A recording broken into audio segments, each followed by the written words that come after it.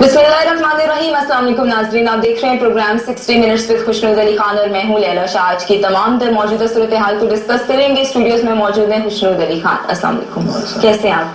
खुशनूद साहब, captain retired Safdar की गिरफ्तारी से लेकर उनकी रिहाई तक का जो भी मामला है, आप नहीं समझते कि वो हीरो बन गए हैं? बिस्मिल्लाहिर्रहमानिर्रहीम। अनगिनत दरूद व सलाम जनाब मोहम्मद रसूलुल्लाह सल्लल्लाहु अलैहि वसल्लम की ज़ात पर, उनकी आल पर और उनकी औलाद पर। देखिए, इसमें तो कोई शक ही नहीं कि कैप्टन सफदर की गिरफ्तारी से रिहाई तक कि जितने मामलात हैं, उन्होंने कैप्टन सफदर को हीरो बना दिया है। मरियम नवाज कहती हैं कि जो इश्तिहारी हैं वो आजाद फिर रहे हैं और कैप्टन रिटायर्ड सफदर को गिरफ्तार कर लिया गया है, हालांकि वो लंदन से ही इस नीयत से आए थे कि वो नायब अदालत में पेश होंगे। मेरा अपना ख्याल ये है, कानूनी तौर पर तो शायद गिरफ्तारी करना था, लेकिन गिरफ्तारी दिखाई के लिए नहीं होनी चाहिए थी, दिखावे के लिए नहीं होनी चाहिए थी। रात को जब 1:कुछ पर यह फ्लाइट आई तो ऐसा हो सकता था कि नैब हुकाम कैप्टन रिटायर्ड सफदर को बता देते कि आपके नाकाबिले जमानत वारंट गिरफ्तारी हैं, लेकिन हम चुके बेगम साहब को जाने दे रहे हैं, आपको भी इस यकीन दहानी पर उनसे लिखवा लेते और इस यकीन दहानी पर जाने देते कि सुबह आपको हर हाल में अदालत में पेश होना है। अगर उन्हें नहीं पेश होना होता तो वो हसन और हुसैन की तरह आते ही नहीं। फिर सुबह नैब ने एक और ड्रामा किया। ड्रामा ये किया कि उन्हें लाए तो डबल डोर डाला में, लेकिन साथ उनके बख्तर बंद गाड़ी भी रखी। अच्छा, हो सकता है रात के वाकयात की वजह से बख्तर बंद गाड़ी रखी गई, और फिर जब गाड़ी रखी गई तो गाड़ी इस्तेमाल भी करनी चाहिए थी। फिर उन्हें उसमें लेकर आगे हीरो बनाना था तो पूरा हीरो बनाते। देखें, अब नैब ने, बल्कि नैब अदालत ने कैप्टन सफदर और मरियम नवाज दोनों को 13 अक्टूबर को नवाज शरीफ के साथ फर्द जुर्म आयद करने के लिए बुलाया है और हसन और हुसैन को इश्तिहारी करार दे दिया। मगर केस तो इस बात पर ही खत्म हो गया है कि लंदन की ज्यादातर प्रॉपर्टियां हसन और हुसैन नवाज के नाम है, जो बरतानिया और सऊदी अरब के मुस्तकिल रिहायशी हैं। बल्कि एक के बारे में तो ये कहा जाता है कि वो एक यूरोपीय मुल्क का पासपोर्ट भी रखते हैं। लिहाजा अब नैब को ये शवाहिद मिल जाएंगे कि वो शायद पाकिस्तानी पासपोर्ट न रखें या सरेंडर कर दें, और हसन और हुसैन नवाज पर उस सूरत में पाकिस्तानी कवानीन लागू ही नहीं हुए।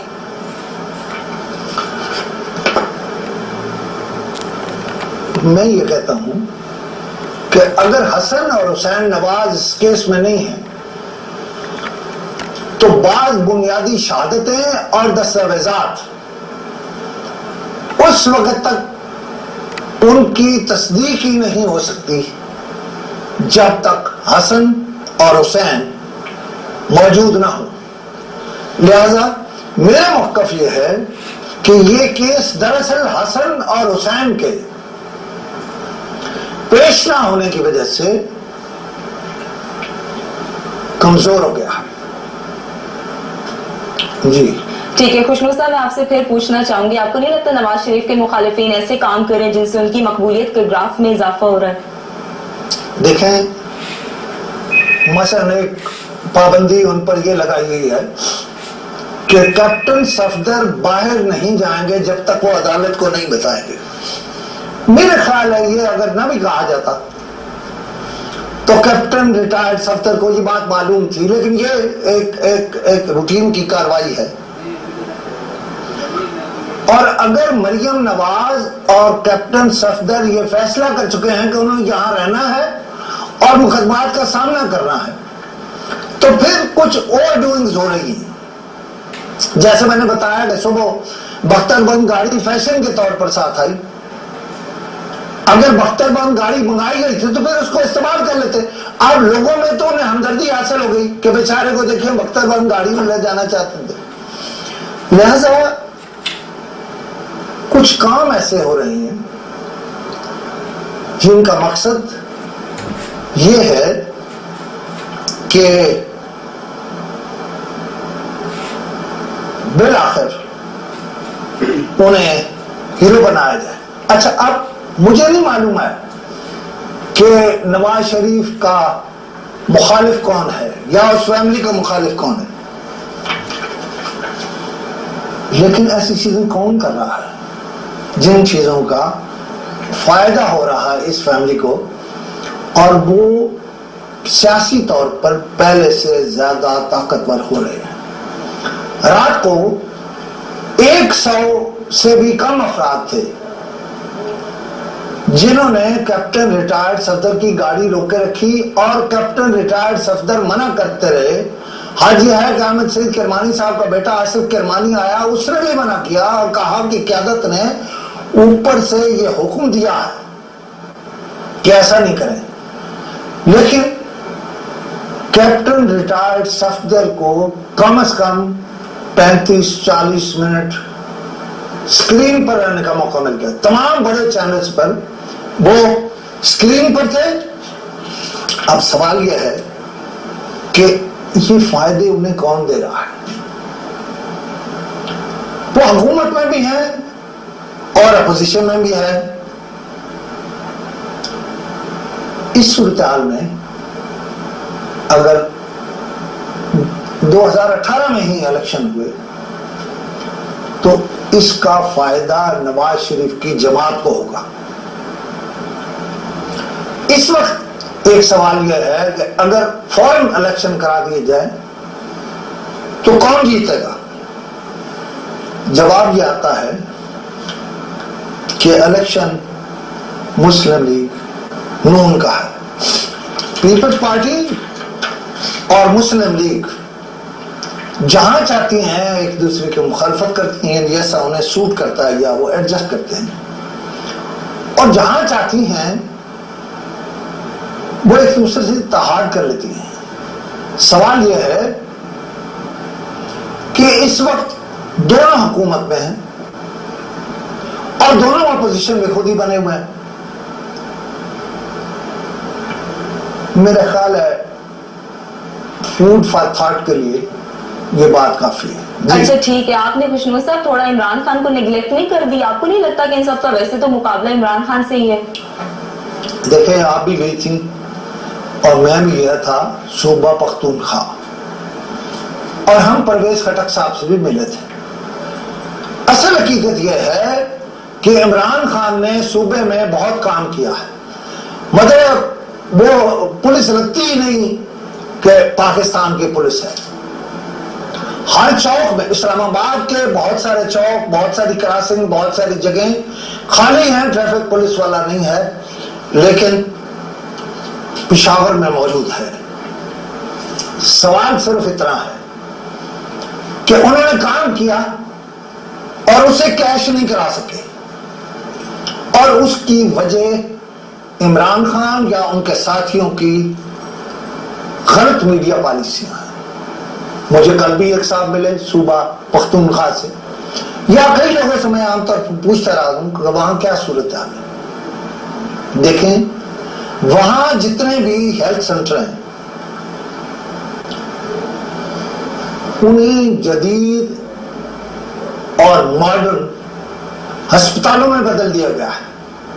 दिन में 4-4, 5-5 बार सफाई होती है, اور اسکولوں کی حالت یہ ہے کہ عمران خان نے ایسا سسٹم بنا دیا ہے کہ جو ٹیچر پیریڈ لینے کے لیے آتا ہے وہ پیریڈ لینے سے پہلے ہیڈ ماسٹر کو یہ بتاتا ہے کہ میں نے، یا پرنسپل کو بتاتا ہے کہ میں نے اس پیریڈ کو پڑھانے کے لیے یہ تیاری کی ہے، اور پھر پیریڈ پڑھانے کے بعد وہ واپس آتا ہے اپنا ہیڈ ماسٹر یا اور کہتا ہے کہ کچھ خلل نہیں تھا، میں نے بالکل وہ جس طرح آپ کو کہا تھا اسی طرح پڑھایا. لیکن اگر کسی وجہ سے کسی کا پیریڈ مس ہو جائے تو اس کی ایکسپلینیشن کال ہوتی ہے. نتیجہ یہ ہے کہ وہ لوگ جو پرائیویٹ اسکولوں میں بچوں کو پڑھا رہے تھے اور جنہیں گلا تھا کہ سرکاری اسکولوں میں اساتذہ نہیں آتے، انہوں نے اپنے بچے پرائیویٹ اسکولوں سے اٹھا لیے ہیں اور سرکاری اسکولوں میں ڈال دیے. میں پھر کہوں گا کہ عمران خان اور ان کی جماعت کا معاملہ یہ ہے کہ وہ نتائج انہیں حاصل نہیں ہو سکے، یا وہ اپنی بات کہہ ہی نہیں سکے کہ انہوں نے کیا کیا ہے. اگر پنجاب حکومت کوئی اچھا کام کرتی ہے تو اسے لوگوں میں انٹروڈیوس کراتی ہے، جس پر عمران خان کو بڑا اعتراض ہے، اور اس اعتراض کے چکر میں اس نے اپنا سارا کریڈٹ گنوا دیا ہے. مجھے نہیں معلوم اب ان کی الیکشن اسٹریٹجی کیا ہو، لیکن میرا کم از کم یہ جو خیبر پختونخوا کا دورہ تھا اس میں میری رائے یہ تھی کہ میڈیا کے ساتھ ان کے تعلقات اچھے نہیں ہیں، یا یہ میڈیا کو کچھ دے ہی نہیں سکتے، چینلز کو اشتہار نہیں دیتے، اخبارات کو اشتہار نہیں دیتے. نتیجہ یہ ہے کہ ایک بات طے کر لی گئی ہے کہ اچھا ان کا اصل چہرہ نہیں دکھانا ہے. اچھا ٹھیک ہے خوشنود صاحب، ملک میں اب ایکچولی ہو رہا کیا ہے، لوگ جاننا چاہتے ہیں، تھوڑا ایکسپلین کر دیجیے. دیکھیے، اگر میں بہت تفصیل میں نہ جاؤں،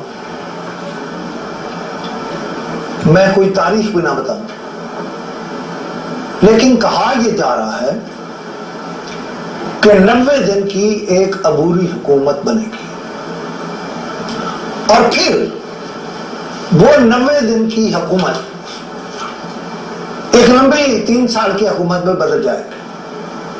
اب سوال یہ ہے کہ آئین اور قانون اس پر کیا کہتے ہیں. آئین اور قانون میں میرے خیال میں اس طرح کی کسی حکومت کی یا اس طرح کی کسی حکومت کی کوئی گنجائش نہیں ہے، لیکن یہ بات کہی جا رہی ہے اور ہوگی یا نہیں ہوگی میں اس پہ کوئی کہہ نہیں سکتا. جی ٹھیک ہے خوشنود صاحب، ختم نبوت والا جو معاملہ وہ کیا واقعی میں سازش تھا یا ایک سائڈ کو اوپینین سمجھیں اس کو؟ دیکھیے، گرد بیٹھ رہی اور ختم نبوت کے حوالے سے چیزیں سیٹل ہونے کے باوجود سوال یہ کیا جا رہا ہے کہ حکمران جماعت نے یہ سب کیوں کیا. ایک بہت ہی حساس معاملے کو چھیڑا، مگر چھیڑا کیوں؟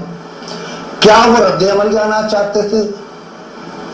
اصل منصوبہ کچھ اور تھا، اور اگر اتنا شدید رد عمل ہوا اور سب کچھ واپس لینا پڑا تو اس تجربے کی ضرورت کیا تھی؟ آج احسن اقبال صاحب نے کہا ہے کہ یہ خط جو لکھا گیا ہے ارکان اسمبلی کے بارے میں ان کے دہشت گردوں سے رابطے ہیں، یہ بھی ایک مبینہ سازش تھا. میرا سوال یہ ہے کہ احسن اقبال صاحب،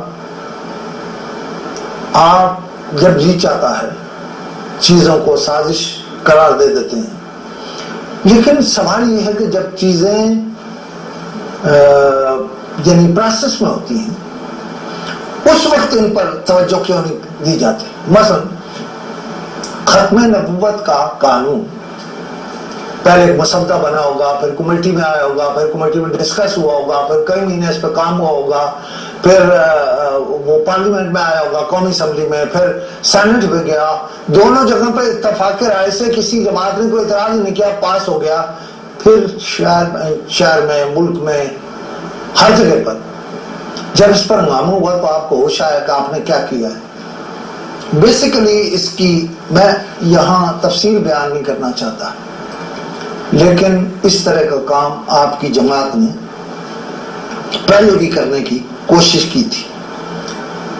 اس وقت ایک کوشش ضرور ہو رہی تھی کہ پارلیمنٹ میں یا قومی اسمبلی میں دراڑ ڈال جائے۔ اب دراڑیں تو ڈل گئی۔ میر ظفر اللہ خان جمالی جو پیدائشی طور پر مسلم لیگی ہیں، وہ مسلم لیگ سے تقریباً چلے ہی گئے۔ آپ نے ان کے ترقیاتی فنڈز واپس لے لی، آپ نے ان کے گھر میں ان کے عزیز سیاسی مخالف خاتون کو وزیر بنا دیا۔ یہ میر ظفر اللہ خان جمالی کو ان کے دوست اور احباب جبل کہہ کر پکارتے ہیں، اور جبل کا مطلب پہاڑ ہوتا ہے، یعنی جب وقت آ جائے یا وقت پڑ جائے تو وہ جبل ہوتے ہیں۔ آپ میرا خیال ہے ایک ایک کر کے ڈھونڈ رہے ہیں کہ آپ نے کہاں خرابی کرنی ہے، کہاں ایسا کام کرنا ہے جہاں سے آپ کو آپ کی مرضی کا ریئیکشن ملے، جیسے پارلیمنٹ تقسیم ہو جائے۔ اب ریاض پیر زیادہ اپنا وزیر ہیں، آپ کی کیبنٹ کے ممبر ہیں، دیکھیں ان کا غصہ کوئی وقتی غصہ نہیں ہے۔ آپ نے وضاحتیں کی ہیں لیکن کوئی وضاحت قبول ہی نہیں کر رہا۔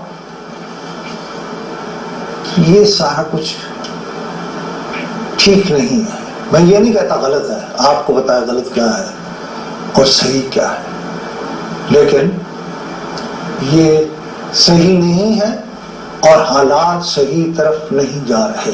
اچھا ٹھیک ہے خوشنو صاحب، عمران خان بھی کہہ رہے ہیں دمادم مست کلندر کریں گے، آپ کو لگتا ہے چیئرمین نیب کی تقرری سے کوئی فرق پڑے گا؟ آج دیکھیں انہوں نے ایک بڑا زبردست فکرہ کہا ہے کہ مولانا فضل الرحمان کے ضمیر کی قیمت ایک ڈیزل کا پرمٹ ہے، اور خود کہا ہے کہ وہ دمادم مست کلندر کرنا چاہتے ہیں، اور پھر سڑکوں پر آنے کا اعلان کر دیا ہے، اور یہ بھی کہہ رہے ہیں کہ ایک خاندان اپنی چوری چھپانے کے لیے ملک کو تباہ کر رہا ہے۔ عمران خان یہ بھی کہہ رہے ہیں کہ اس خاندان کا مقصد اپنی منی لانڈرنگ کی سزا سے بچنا، اور ملک کے معاشی حالات کا جائزہ لیتے ہوئے انہوں نے کہا ہے کہ پاکستان میں بجلی اور گیس بڑے صغیر میں سب سے مہنگی ہے۔ 2018 میں انقلاب آئے گا۔ سوال یہ ہے کہ تمام تر آزمائشوں کے اس ماحول میں آپ سیاسی مقابلہ تو کر رہے ہیں۔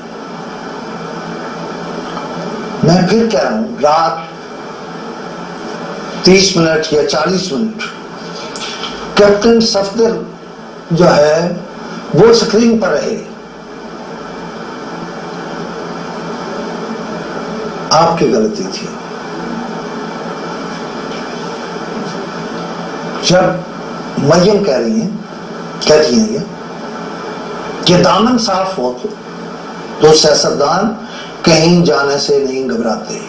شریف خاندان کے گرد نیب کے کیسوں کی وجہ سے گھیرا تنگ ہو رہا، یہ میں کہہ رہا ہوں، لیکن ان کیسوں کو بڑی منصوبہ بندی سے وہ لڑ رہے ہیں۔ شہباز شریف کہتے ہیں کہ ہمارے مخالفین سیاسی گدھ ہیں، وہ ہماری ترقی کی راہ میں رکاوٹ ہیں، وہ ہماری ترقی کی راہ میں روڑے اٹکا رہے ہیں. لیکن دوسری طرف دیکھیں وہ کہہ کیا رہے ہیں.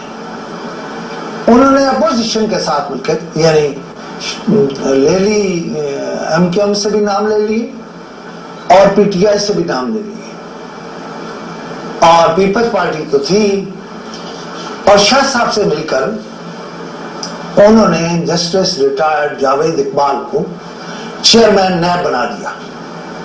اچھا دیکھیں, جو بھی ہو یا آپ جو بھی کہیں, اصل حقیقت یہ ہے کہ پیپلز پارٹی اور مسلم لیگ دونوں نے مجتمع ہو کر یا اکٹھے ہو کر یا اتحاد کر کے اپنے سیاسی مخالفین کو بہرحال پچھاڑ دیا ہے, اور 4 سال کے لیے اپنی مرضی کا چیئرمین نیب تعینات کر دیا ہے. یہ پروگرام تھوڑا ریکارڈڈ ہے. جس وقت ہم بات کر رہے ہیں اس کی تو پی ٹی آئی بیٹھی ہوئی ہے اور وہ یہ سوچ رہی ہے کہ انہیں اس پہ کیا ری ایکشن دینا ہے. لیکن میرا خیال ہے اجتماعی طور پر اگر میں کہوں یا دیکھوں تو کلی طور پر تو قبول کر لیا گیا ہے جسٹس ریٹائرڈ جاوید اقبال صاحب کو ایز چیئرمین نیب. جی اچھا ٹھیک ہے خوشنو صاحب, یہ بات بھی ٹھیک ہے کہ اپوزیشن یا عمران خان کوئی صحیح موقف نہیں پیش کر پا رہے اور اس کی وجہ سے مسلم لیگ نواز کی حکومت قائم رکھنے کا بھی جواز بن رہے ہیں. دیکھیں عمران خان یہ ٹھیک بات ہے. خوشنو صاحب پہلے بریک لے لیتے ہیں, بریک کا کہا جا رہا ہے. لاسٹ میں بریک لیتے ہیں, واپس آتے ہیں, یہیں سے کنٹینیو.